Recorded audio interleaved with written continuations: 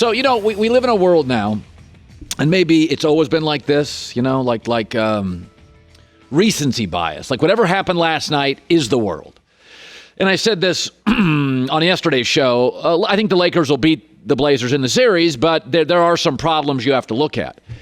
The Clippers are going to beat the Dallas Mavericks in the season. They lost last night. Series is 1-1. Okay. The Clippers lost a playoff game. That means what? Did anybody think they were going to go undefeated through the playoffs? Dallas has the best young player in the NBA. Dallas has 2 top 25 players. Dallas has a coach in Rick Carlisle who's going to get Hall of Fame votes. Dallas has depth. Dallas finished 11 games above 500.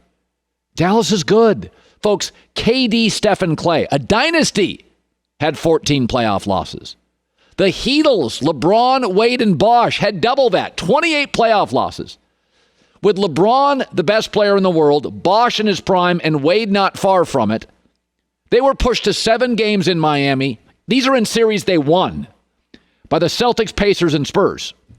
The Heatles only had 2 playoff series in 4 years they swept. It's hard, and now nobody has home court advantage. KD, Steph, and Clay, the first year, they rolled through it. Last 2 years after that, it was a struggle. I mean, go back to Shaq and Kobe. Shaq and Kobe had 3 years where they're viewed as unbeatable. The second title, they were. The year before that, Shaq and Kobe were pushed to a maximum 5 games in the first round. As a number 1 seed, 5 games at the time was your first round, and they went 5 games. The year after the second year, the third year, they went to 7 games before they got to the finals. This stuff is hard. It's hard to win playoff games, and the bubble's thrown a wrench into it because generally these, the Lakers would have home court advantage, and the Bucks would have home court advantage, and the Clippers would have home court advantage. And the advantage is when you're a heavy favorite, and the Clippers are, and the Lakers are, and the Bucks are, is that you need a little juice. I mean, that's always been the thing about the first round. The favorites come in. Thank God you're at home because you're supposed to win in about 5 games. And what you need is juice. You need a little help from the crowd, and you don't have it. You got a digital board. And so it's a big advantage to the underdogs. The Bucks, the Clippers, and the Lakers are 1-3. Okay? So it's a huge, this is March Madness. It's even worse than March Madness. Even in the first round, Duke and North Carolina have more fans than Belmont and Coastal Carolina. So this is a huge advantage. I mean, we saw the Suns go 8-0, Portland play in. Teams like Memphis and the Nets, without, with not much to work with, had real advantages. Now it's just like you're just playing in a gym. Underdogs got nothing to lose. Pressure's all on the favorites. And by the way, the Clippers are still trying to figure out chemistry. That's A. We all know that. We don't think their chemistry is great. B, Patrick Beverley, who averages about 26, 27 minutes a night for the Clippers. He's a really good player. He didn't play last night. I don't know when they're getting him back. And C, Paul George was bad. And Paul George is not a superstar. He has bad playoff games all the time. So the 3 teams that we think are great, we think are title teams, and I think you can throw Toronto into this, but let's just say Bucks, Lakers, Clippers. They're 1-3. And people forget this. If you go to the KD, the last year before KD got hurt in Golden State, the second year, they were pushed, the third year, excuse me. This is the KD, Steph, Clay, Draymond Warriors. They were pushed to 6 games in the first round by these Clippers, and Kawhi wasn't there yet, and Paul George wasn't there yet. That's a dynasty. And again, the Heatles had 28 playoff losses. They were pushed to 7 games 3 times in the years they won the championship. So you got no home court advantage, big advantage, obviously, to the underdogs. Because the favorites in playoff series in the first round have always needed juice. They need something to lift them up. The underdogs don't. They're being told they have no chance. They don't need the juice. They're being told they have no chance to win the series. They got the juice. They got the chip on their shoulder. Favorites in the first round are sleepwalking through this thing. Milwaukee's defense now is bad. The Lakers haven't looked really energized in like 2 weeks. And last night, the Clippers without Patrick Beverley, off night for Paul George. just didn't have it. Works for the Ringer. He's my buddy Ryen Russillo, brought to you by Mercedes-Benz, the best or nothing. Okay, it's recency bias. Let's freak out. Clippers lost, and I just watched it, and I thought, Dallas is pretty good. Carlisle's probably going to get Hall of Fame votes. Luka's sick. Porzingis, and by the way, they just set a record for NBA offensive efficiency. And Joey and I were talking about this, Ryan. These underdog teams, they don't have to go on the road to start a series. They're playing. I watched last night, and I'm like, this is just Dallas is playing with. It looked like they're just playing with house money. Last night, they looked like a better team, right? Yeah, this whole concept that the worst teams were going to be better than the better teams just because it was a bubble, it was hard for me to buy into. I'm like, why am I going to start picking the teams that aren't as good just because it's neutral? And yet what we've seen with the 1 seeds losing and then the Clippers splitting these first two, but we knew this about Dallas. Dallas is arguably, statistically at least, one of the best historical offenses we've ever seen. And they were one of the worst closing teams in recent NBA history. They had this number where they had lost like 7 games when they were up in the last minute. Yes. It was one of the worst numbers we'd seen in a couple decades. But what Luka does to defenders is already scary. I don't know what to do with him right now. Think about this Clippers team that has Beverly when they're healthy, and then, of course, Kawhi and Paul George. Luka has gotten to switches against any of these players. He had a play in game 1 where he drove right into Kawhi's chest, and Kawhi bounced off of Luka. And I get that Luka's bigger, but his handle, the tightness of it, his understanding of angles at such a young age, he basically has moments where he goes, all right, I'm just going to drive on you this entire time. And by the way, at 6'9", 6'8", I have the vision to kick it out to shooters. So they play a little bit like Houston, but he's so good on these drives that we're talking about a really good defensive Clippers team with great individual defenders that are lost with him. Yeah. It's interesting when you look at, I was just talking about, there's such a gap. Even Pippen was the best Robin ever, and the minute they gave him the franchise for 2 years, by year 2, emotionally he unraveled. The pressure of being the number one. LeBron was great in the fourth quarter this year. AD was not. And I look at Paul George and I think to myself, he's a good player, but what Paul did last night is what Paul does 1 out of 3 playoff games. Like this is why Kawhi has to score 34 for them to win the title, right? This is why LeBron can't be super passer like he was the other night. Like we're all like, oh, LeBron's such a great visionary. Yeah, that's great, but I need 34 from you. So I watch Paul George and I'm like, this is why the Clippers can't roll through every series. Paul gives you this every third playoff game, and since I've been watching him. Look, Paul George we know he's a max guy. You'd all want him on your team. If you're running a team, you're like, hey, we can get Paul George. Is incredible. Think about it. The Lakers thought they had him. Oklahoma City ends up with him. They were thrilled to have him. And then the Clippers are like, we're going to give you 1 million draft picks for him. But it's very simple with Paul George. And I think some of these guys that are below that first tier, which is a very small group of guys that bring you every single night. If Paul George gets 30 in a playoff game, I'm not surprised. When he gets 13, I'm not surprised. He had 0 in the first half. He woke up a little bit later on, but at that point, you're like, okay, well, where have you been? I understood he had foul trouble, but I went through it. Kevin Durant, in 139 playoff games, has had 8 real games below 20 points, okay? Think about that. There's like 2 where he was hurt, but there's 8 games where he didn't get to 20 out of 139.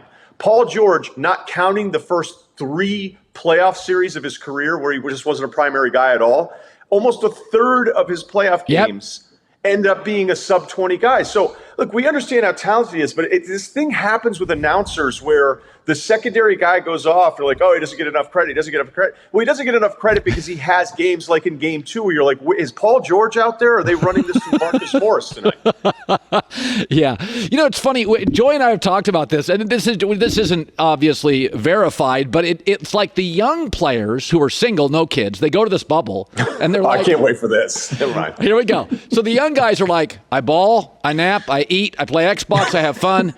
The old guys, kids, you don't have those yet. Wait till you have kids and you're sitting around all night. You don't talk to and then they have marriages.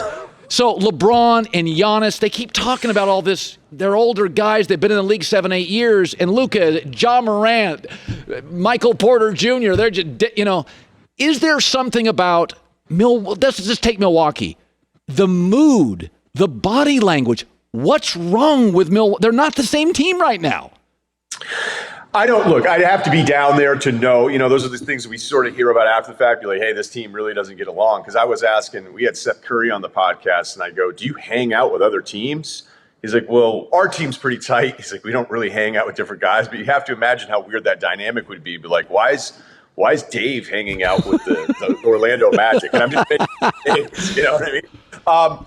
I think what's happened, what does happen in these series is that Milwaukee goes in with a lot of expectations about themselves because they were a dominant statistical team this year with how they were beating on teams. And Orlando won 33 games. So, Orlando took advantage of a few things. Middleton had another one of those kind of off, Paul George-like games. Milwaukee has this tendency to let you shoot against them, which is kind of weird for a team that you feel pretty good about defensively. But as far as body language, the whole thing, like I've got to see a second game before I'm ready to really start worrying about Milwaukee because I can't fathom that an Orlando team that wasn't going to get to 500 this year is going to be one of the great point differential teams we've ever seen in the regular season. But we talked about this yesterday. We said Giannis plays great with a lead and downhill. It's Lamar Jackson. But when Lamar trailed against Tennessee just by 10 points in the third quarter, you're like, this is trouble. Even the Baltimore staff, you could tell from their playing call. Mahomes is down 24-0. You're like, yeah, let's just, get it together. It'll be fine. Giannis, this is why I can't just anoint Giannis as the next face of the league. When he gets behind, Ryan, he's not as he's still good, but he's not as scary. Can we acknowledge that LeBron is still, and Kawhi are kind of a gap above Giannis in that, behind or not, I feel like LeBron and Kawhi, their game isn't marginalized. Well, whenever we do this with any of these guys that are trying to be the top guy in the league, yeah, we got to see it. We got to see more than blowing a 2-0 lead in the Eastern Conference Finals against the Raptors, because that's all we have right now. That's Giannis's biggest accomplishment. But as far as comparing him to, like, if the default here is that I have to argue he's Pat Mahomes, I'm already going to lose the argument because we don't have anything like that. So part of the reason I think you may think, and I'm not sure that I agree with you on that one, is that they beat teams so bad this year. That's why I keep getting that back to the point differential. Giannis was only playing like 30 minutes a night. I mean, it's crazy to think somebody this young who's an MVP and the whole system was like, we don't need to play him this much. I mean, you could knock him and say, well, if they're down and he's not a great shooter, is that a flaw? But you could use the same argument against Steph Curry when you go, well, if the shot's not falling, Steph in a tight playoff game can't always get you to the rim and get you an easier bucket. And you're like, I don't know, man. I would say this. The bigger issue is that Giannis has had Middleton's let him down, Bledsoe's let him down, and they are a really good defensive team that does space out everybody on offense. And the argument against Milwaukee would be, okay, you do only two things. I mean, Barkley was talking about the other night. It's Giannis layups or it's kick out threes, and your number one guy doesn't shoot enough. But it's still the Orlando Magic. And I think as weird as that first game was, I'm sorry. Like, I can't believe the Magic are going to really end up making this like a thing where we're saying, are we writing off Milwaukee this soon? So I don't want to get into your personal life, but I'm sure you've had a lot of girlfriends, and I always have a theory on this. If you're going to therapy in year 7, it's just too hard. But by year 7, if you can't come to – okay, so I look at the Sixers. What are you talking about right now? Are you saying you would be dating somebody and not married and in therapy in year 7? Because then you should have gone to therapy way before that. Sorry. I'm saying is when relationships are right, it works pretty quickly. I'm so over the Sixers. God, I'm just so over it. I mean, at some point, can you solve the Embiid-Simmons issue right here on our show today? Because I'm done with it.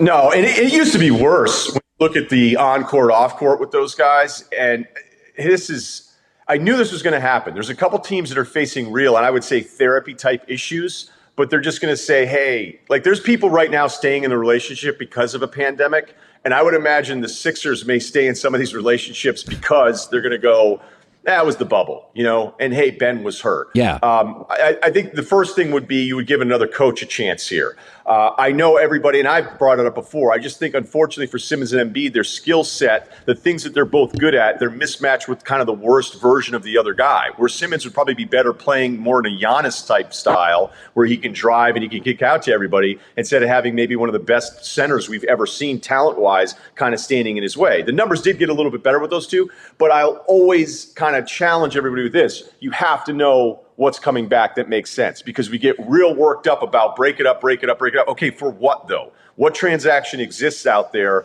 where I split up Embiid and Simmons and I actually like what we're getting back, where we feel like we're better? Because the other scary thing for the Sixers right now is they've got two of the worst contracts in the league with Harris and Horford. Yes. And I like Brett Brown, none of these coaches want to get on these guys anymore. We know that. The guys we grew up watching, they would lay into their guys after game 2. But here come the Sixers down 25 in the fourth quarter, being like, all right, guys, full court press, Hoosier style. And they give up back-to-back offensive rebounds the first 2 possessions. And you go, hey, it's not just that the other team's lighting it up. Your effort level is just not locked in. And I think you're right in that it's a very frustrated group. And I myself am kind of sick of talking about it. Okay, a minute left, Ryan. AD disappearing act in the fourth quarter. Is it psychological? Is it the way LeBron plays? It's game 2 tonight. Like, you explain AD's fourth quarter disappearing act. Sometimes I think it's the way they trap him defensively, and he's just a really smart player, and he plays off the trap. But then sometimes it's like, hey, we need you to do this. 2 real quick things. I'm not ready to put AD in this group of the number 2s that aren't as good. I know you are. I know you've been kind of down on him. I listen enough to the show that you're not an AD guy.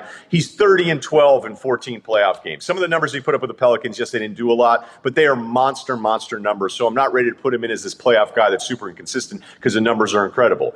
But we saw about the last 4 minutes of game 1, the game is in the balance against Portland. What did they do? They went small. They went small with Anthony Davis. And if that's what you're telling me, if Vogel's telling me as a coach, and I kind of like this lineup better, then what are we screwing around with? Yeah. Like, enough of this center charade, especially against a guy like Hassan Whiteside or Nurkic. Get him out of there. Have Davis just move around and set up in some different spots. I know you've been on this big fourth quarter thing, but I'm just not there enough with Davis to start worrying about him not being able to be a good Robin. By the way, you're not the only person that listens to this show. America needs me for honest takes, Russillo. Sports therapist over here. I mean, we hit on what's going on with you lately. Just a lot of counseling, a lot of references. You all right? I'm great, by the way. Everything's good. I know you are. Yeah, okay, good. The Ringer, Ryen Russillo. Good seeing you, buddy. Good podcast. Thank Great you. podcast, the Ryen Russillo podcast.